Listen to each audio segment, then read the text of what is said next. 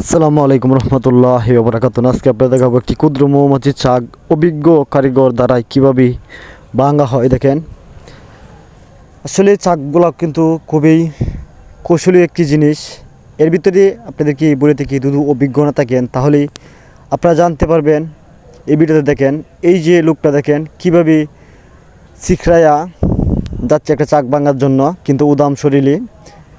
দেখেন, এই যে যাওয়ার সাথে সাথেই তাকে মাছি কী সুন্দর করে আক্রমণ করেছে। দেখেন, এভাবে যদি আপনারা চাক ভাঙা যান, বেশি গরম দেখান, তাহলে কিন্তু মৌমাছিগুলা এরকম আপনাদেরকে আঘাত করতে পারে।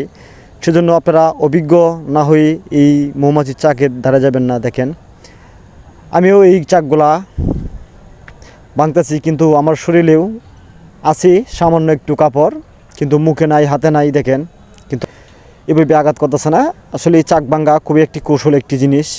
আপনারা যদি কৌশল কাটাইতে পারেন, কৌশল জানেন, তাহলে চাক ভাঙ্গা যাবেন। আর যদি কৌশল না জানেন তাহলে এই মৌমাছির দ্বারে কাছে যাওয়াটাও আমি উচিত মনে করি না। কারণ আমাদেরকেও এভাবে দেখেন, আমার মাথায় মৌমাছিগুলা বসতেছে কিন্তু আঘাত করতেছে না। তখন দেখেন, এই যে লোকটাকে এভাবে আঘাত করলো মৌমাছি, এই লোকটার কি অবস্থা হবে এটা আপনারা কল্পনা করতে পারবেন না। যারা আপনারা মৌমাছির আঘাত শৈলী করেছে তারা আপনারা একমাত্র বুঝতে পারবেন, আর না হলে এই আঘাতগুলো কেউই বুঝতে পারে না।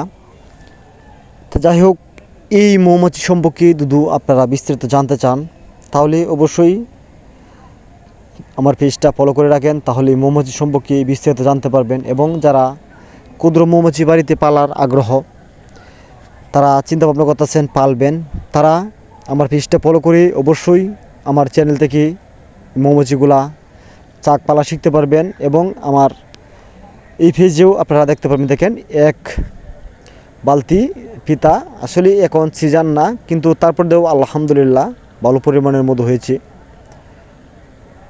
এখন এর মধু খুবই সুস্বাদু মধু, কারণ এখন অহরহর ফুল নাই, হালকা পাতলা ফুল। এই হালকা পাতলা ফুল থেকে যে মধুটা হয় এটা হলো বন্য ফুল। দেখেন, এই যে ফিতারা দিলাম এটার মধ্যে মোটামুটি ভালো পরিমাণের মধু।